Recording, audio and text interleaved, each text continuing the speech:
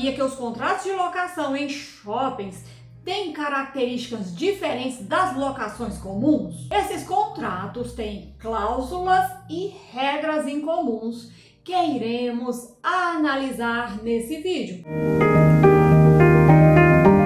Hoje iremos ver mais uma norma que orienta exclusivamente as relações entre empreendedores e lojistas de shopping center. Esses contratos têm cláusulas em comum. Podemos mencionar algumas. A primeira cláusula em comum é a que estabelece sistema de cobrança dúplice de aluguel, sendo um fixo mínimo e o outro percentual sobre o total da receita mensal, e sempre é devido o maior deles a cada mês. A cláusula que prevê em dobro o aluguel no mês de dezembro, a cláusula que obriga os lojistas a se inscreverem na Associação dos Lojistas e participar do Fundo Comum de Promoções, propaganda e marketing, o que obriga o locador de abrir e fechar nos horários determinados pelo empreendedor e não fazer promoções ou liquidações, senão na época, e ainda é vedada a mudança de ramo. Poderíamos mencionar outras cláusulas que procuram preservar a razão do trabalho e de produção em que se baseia o shopping. Esse preceito não descaracteriza o contrato de locação e não retira a natureza jurídica de locação, mas cria diferenças significativas, exigindo tratamento legal diverso. São condições de conteúdo econômico. Isso para preservar o próprio empreendimento. É claro que não pode prevalecer uma cláusula que contrarie os objetivos fundamentais da lei. Que a lei aceita, mesmo fora do sistema, são cláusulas incomuns de caráter econômico, que as partes livremente pactuam, concordam, de acordo com a realidade e a experiência do mercado. Essas cláusulas não podem restringir os direitos dos inquilinos, colocando os locatários, os inquilinos, em desvantagens. Essas cláusulas podem ser aniquiladas pela nulidade. Essas cláusulas são admitidas, pois são compensadas pelos benefícios trazidos pela estrutura do shopping, que atrai uma considerável quantidade de pessoas, que representa uma grande vantagem para o lojista.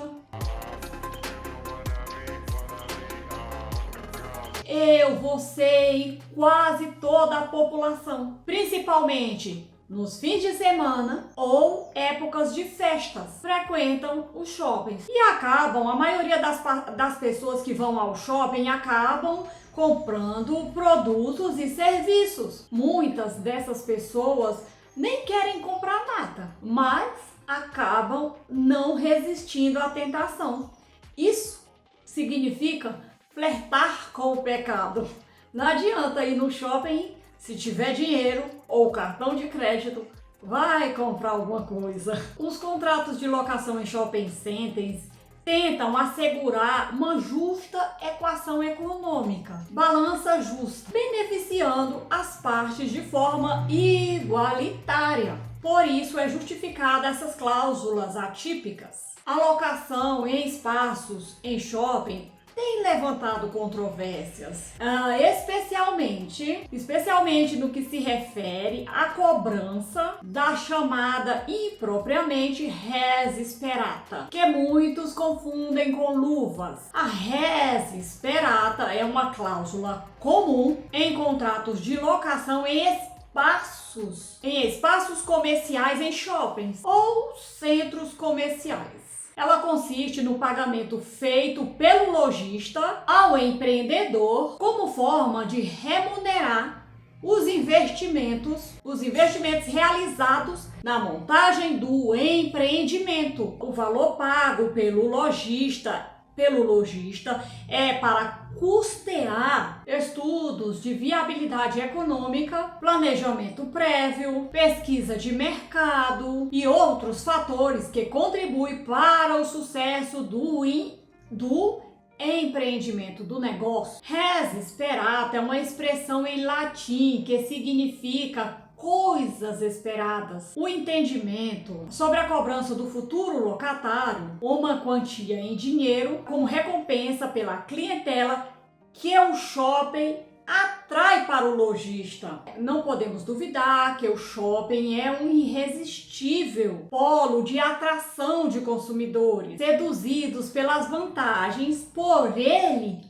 oferecidas. Exemplo: segurança, estacionamento, área de lazer, cinemas, teatros, praças de alimentação e, sobretudo, maior variedade e oferta de produtos. O lojista, quando entra no shopping, ainda não conquistou o fundo comercial. O lojista se beneficia com o fundo de comércio que é do próprio shopping. É isso que se cobra do lojista. Não é luvas e nem adiantamento de aluguéis, e sim uma contribuição para a complementação do empreendimento. Quando se trata de renovação do contrato, não é mais admitida a cobrança da res esperata, pois a essa altura o lojista, o comerciante, com seu esforço e trabalho, já conquistou o fundo empresarial, já construiu o fundo empresarial próprio e merece a proteção da lei. Por isso, não é mais permitido o pedido da res esperata, porque isso iria dificultar a renovação do contrato. E se o locatário pedir judicialmente a devolução da res esperata, quando a expectativa de sucesso comercial anunciada pelo empreendedor não se cumpriu, não atraiu a clientela esperada, não se tornou realidade, o tenant mix não foi equilibrado, ou as lojas âncoras não se instalaram, não atraindo a clientela esperada, tornando o contrato excessivamente oneroso. Tenant mix é um termo em inglês que significa mistura de locatários, que se refere à organização e distribuição de lojas no shopping. Tenant mix é uma das principais características de um shopping center. O objetivo é atrair um número cada vez maior de consumidores e alcançar a maior lucratividade. O tenant mix é definido já no projeto do shopping e é monitorado mesmo após a inauguração. A gestão do tenant mix, da mistura de locatários, envolve a categorização das lojas de acordo com a classificação. O tenant mix é importante porque o sucesso do empreendimento depende da escolha das operações adequadas. O shopping precisa de uma variedade adequada de ofertas para ser atrativo e conveniente ao público. A instalação de lojas no mesmo ramo em shopping não configura necessariamente a atividade predatória ou ofensa à organização do comércio local, desde que não haja violação dos contratos firmados com os lojistas. Isso é uma question fact a ser apreciada pelo juiz do caso concreto e após o esgotamento da instrução probatória. Question fact é uma expressão latina que significa questão de fato. É utilizada no campo do direito para se referir a questões que envolvem os fatos concretos de um caso jurídico. A instrução probatória é a fase de um processo em que são realizados os atos processuais para produzir prova. É o momento em que se apresentam documentos, se ouvem testemunhas, realizam-se perícias, entre outros. Se o juiz entender que o locatário foi induzido a erro, que o projeto anunciado e as pesquisas pesquisas de mercado estão fora da realidade, o shopping pode ser condenado a devolver a res esperada ao lojista. E o lojista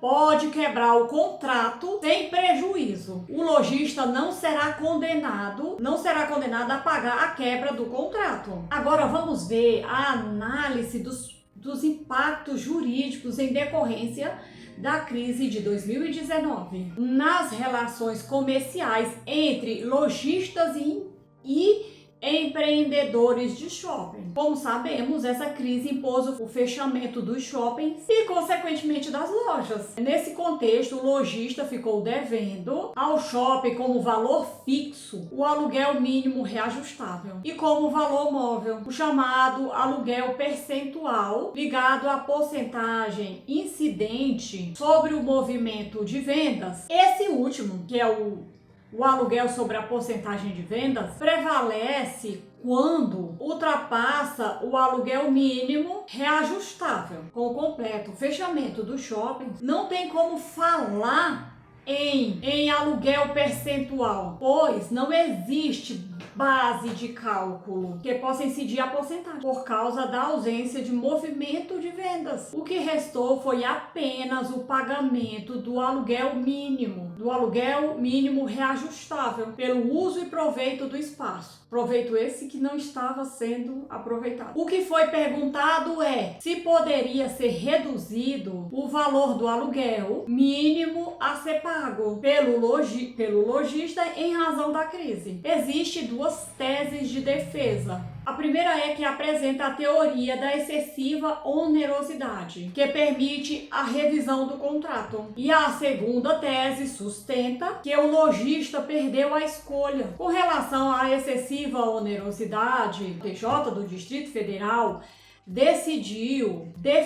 concedeu o pedido de antecipação de tutela para autorizar o lojista a suspender o pagamento do aluguel mínimo e valores referentes ao Fundo de Promoção e Propaganda no tempo da crise. O juiz considerou que, diante do fechamento do shopping, das lojas, imposta pelo Estado em decorrência da crise, devido à grande diferença entre o valor que precisa ser pago e o momento em que o pagamento é exigido, além da dificuldade de prever essa situação, isso justifica a adoção de uma medida para ajustar ou corrigir esse desequilíbrio de acordo com esse artigo. Veja.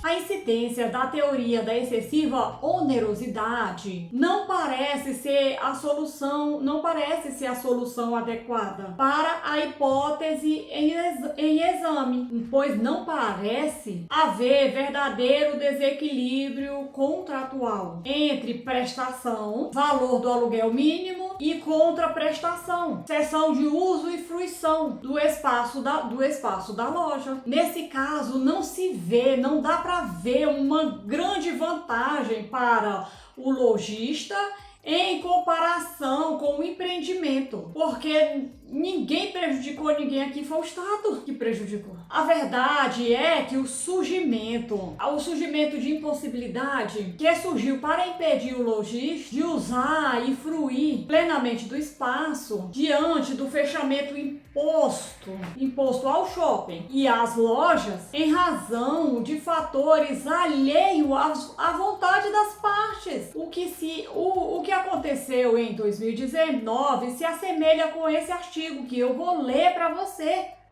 Artigo 567 do Código Civil.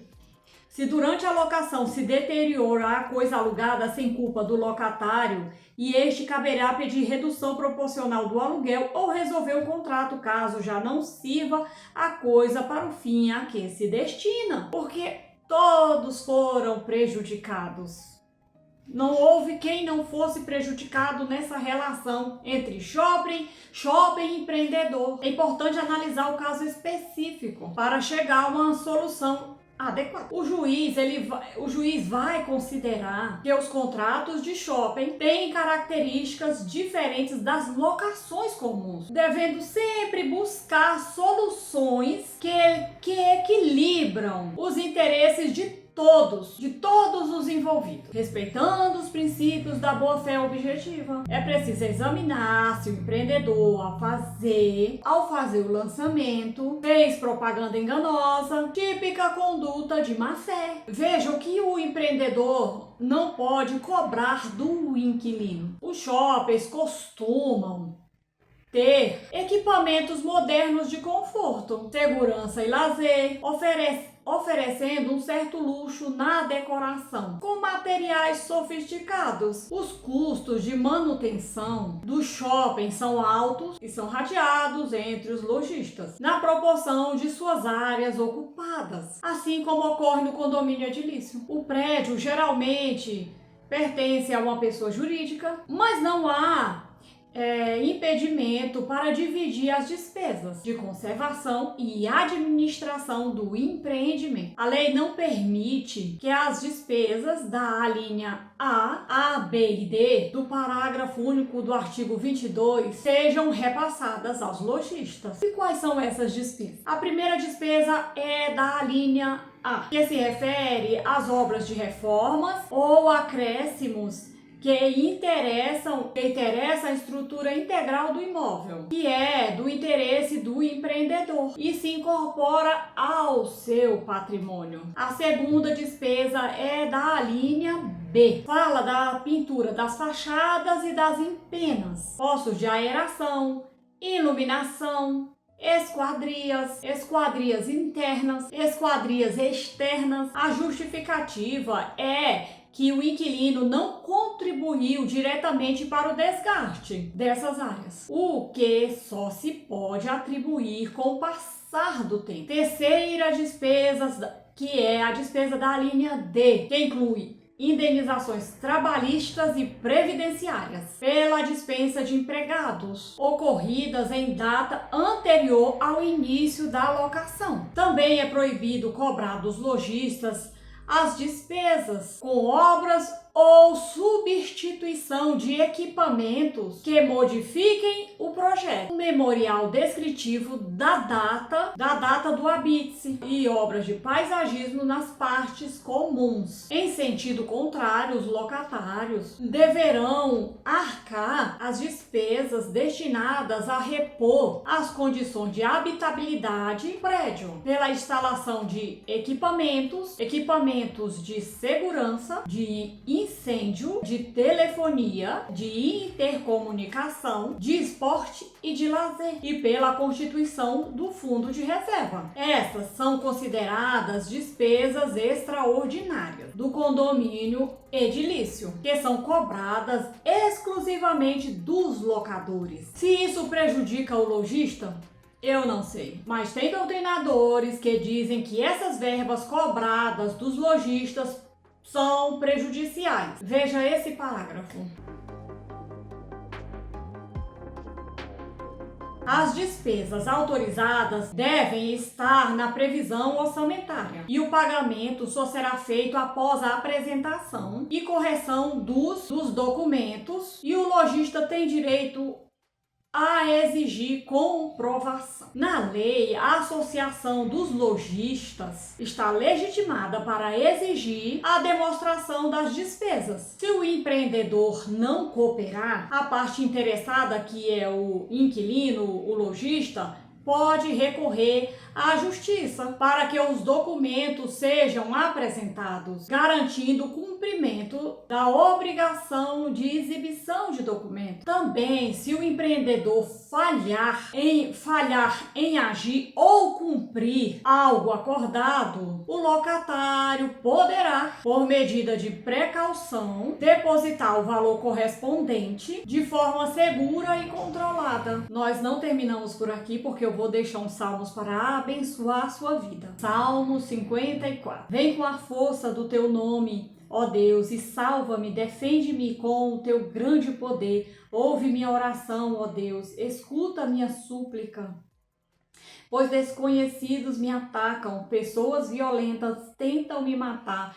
Eles não se importam com Deus. Deus, porém, é meu auxílio, o Senhor me mantém com vida, que as tramas perversas de meus inimigos se voltem contra eles. Destrói-os como prometeste. Oferecerei a ti um sacrifício voluntário. Louvarei o teu nome, ó Senhor, porque é bom. Pois me livraste de minhas aflições e me ajudaste a vencer meus inimigos. Glória a Deus. Não esquece de verificar os links deixados na descrição. Deus te abençoe e até o nosso próximo encontro.